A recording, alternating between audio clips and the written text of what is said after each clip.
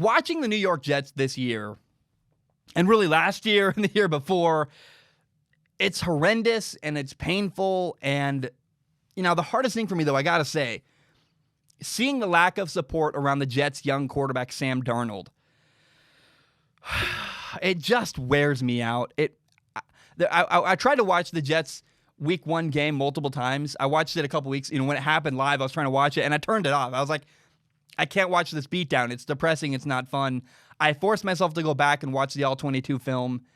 And I guess maybe I should start by saying this, because I want to be clear about where I stand on Sam Darnold. Sam Darnold occasionally makes a bad mistake where you go, man, I don't, that's a bad play. I don't know how to defend some of the stuff that Sam Darnold does. Now, I think if I was trying to defend it, I would say that they happen because he knows he's on a bad team, and sometimes he tries to do a little bit too much. But a bad play is a bad play. I can't really defend that. However, if you watch Sam Darnold, the level of talent, his ability level is undeniable. Any New York Jets fan that watches, and God bless you because I feel bad for you watching the New York Jets this year, you see that Sam Darnold clearly has all the physical tools to be successful. He has it. The problem is he's got to be put in a position to succeed, and New York has not done that. Last year, this year, year after year, we're like waiting and waiting. When is Sam Darnold going to get some help, going to get some support? And it's not just from the players around him. It's the coaching staff. It's everything. He's often running for his life, trying to survive, trying to make plays. Some of Sam's best throws are dropped, and I'm like, oh, come on. By the way, the guy calling plays and designing plays in New York, Adam Gase, he just seems to have no idea what he's doing. There's a really bad screenplay where the timing's all bad. The linemen don't get out in front to block. It's just a giant mess. And you see that so often where you're like, what is going on in New York? Why can't they have a good quarterback who needs help? And you can start saying, well, Sam isn't making good habits, yada, yada, but that's on coaching. He needs to be coached up. And so the reality is, I've said this for a long, long time. I said it last year. I did a whole film analysis on Sam Darnold.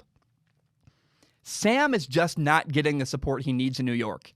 And I know people say, well, you're making excuses. Sure. But the Jets have failed him to this point in his career. I mean, there's this incredible throw he made against the 49ers last week. And it's almost become a meme at this point because, Sam on the run throws a dime for a touchdown.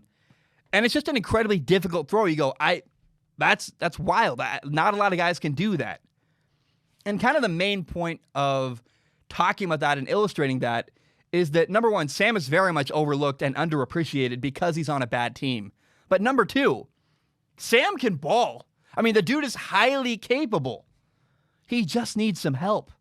And I am begging the New York Jets, please, please, please, do not waste the career of your young quarterback. I'm asking you.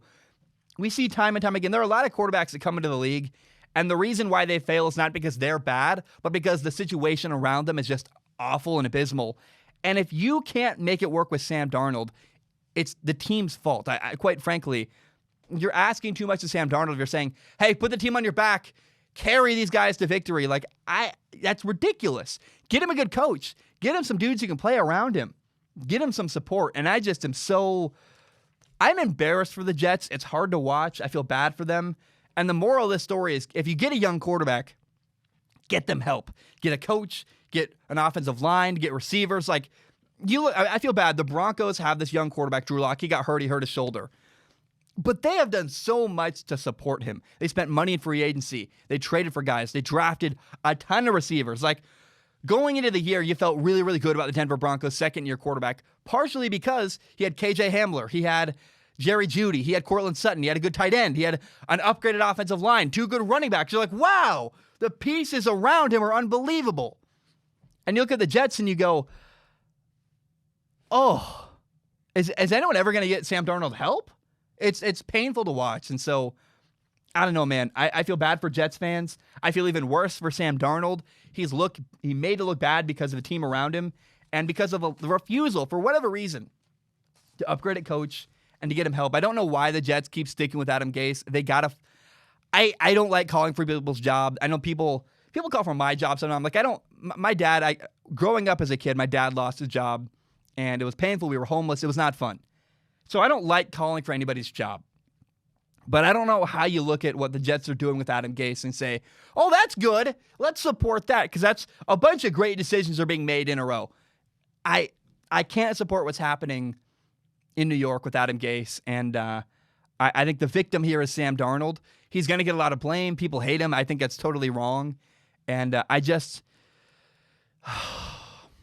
it's too bad. It's a giant shame what's happening in New York and what's happening to the Jets quarterback, Sam Darnold.